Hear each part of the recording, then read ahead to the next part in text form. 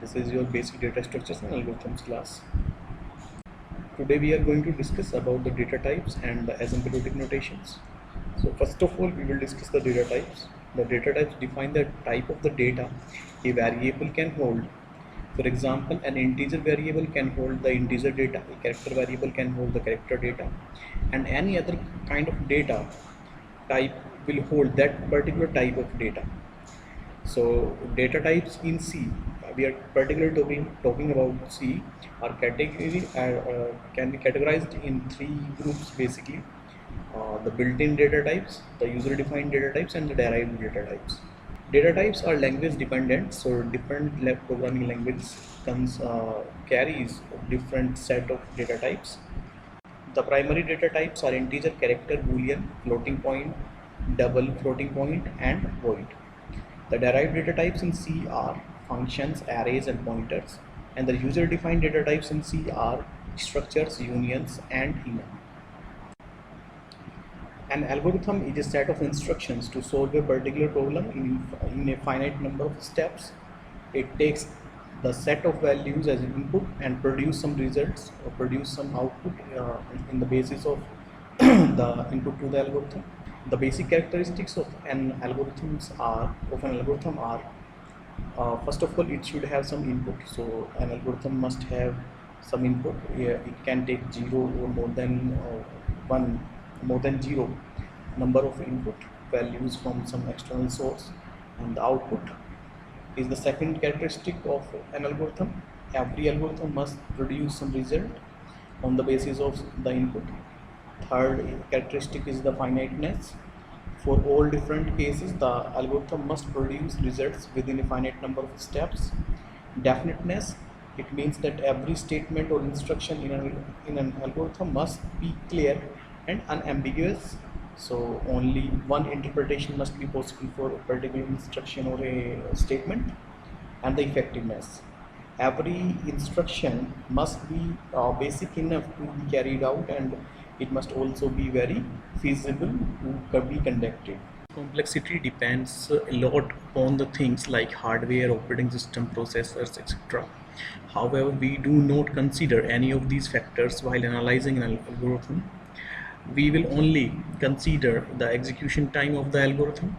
The complexity of an algorithm is a function of the size of input of a given program instance, which determines how much running time, memory, or space will be required by the algorithm in order to execute the complete algorithm. The time complexity of an algorithm can be defined as the amount of time it requires in order to complete the execution, and the space complexity can be defined as the amount of space required by the algorithm in order to run the complete algorithm. There are 2 points which we must consider about the computer programming, and we should focus on these 2 points. We must have to select some appropriate data structure first, and then we must select some appropriate algorithm to execute a program statement. The asymptotic notations are the mathematical notations used to represent the running time of an algorithm when the input tends towards a particular value or a limiting value. The different types of notations available for the data structures are the data structures and algorithms are the big O notation, small o notation, big omega notation, small omega notation, and the theta notation. The most important of these notations is big omega notation. Let fn and gn be the two functions from a set of natural numbers to the set of non-negative real numbers, and fn is equal to big O, which is the function of gn. If there exists a natural number n naught and a positive constant c greater than 0, such that fn is less than or equal to cgn for all n greater than or equal to n naught, it can be defined as big O.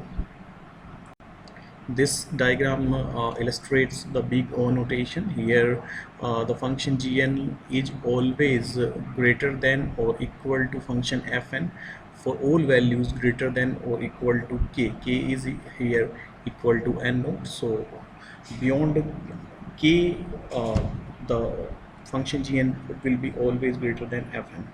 So we can describe ogn as the big O time complexity of the function fn. A small O notation is a notation which is very much similar to the big O notation. Instead, we also excludes the cases when fn is equal to cgn. So we can describe small O notation as let fn and gn be the two functions from a set of natural numbers to the set of non-negative real numbers, and fn is equal to small o gn if there exists a natural number n not greater than 0 for positive constant c greater than 0 such that fn is always less than, so here equal to condition is missing, so fn is always less than c gn for all n greater than n naught. Second most important asymptotic notation is big omega notation.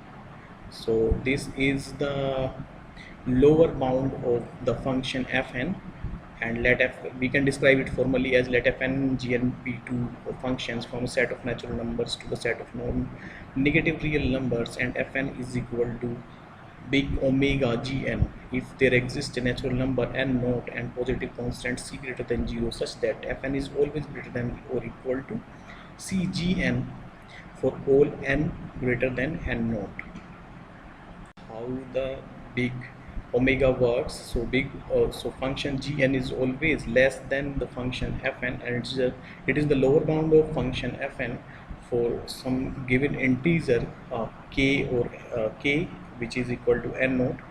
So for all values beyond k, the function gn is always the lower bound of function fn. So this can be described as the big O time complexity of the function fn. Small omega notation can be described similarly to the big omega notation. They are very similar to each other.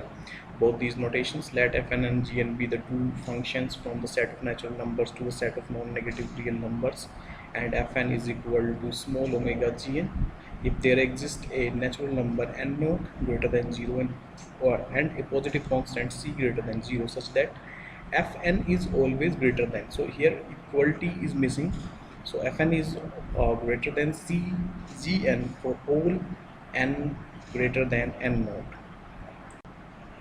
Asymptotic big theta notation.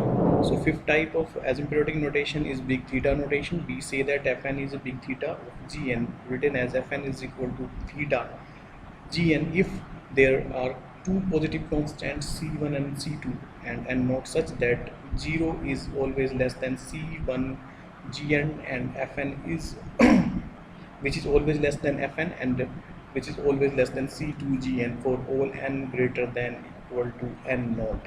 So this is the average case basically, like big O was the best case analysis, was the worst case analysis, and big theta was the worst case analysis. So similar to them, asymptotic notation big theta is the average case notation of the time complexity.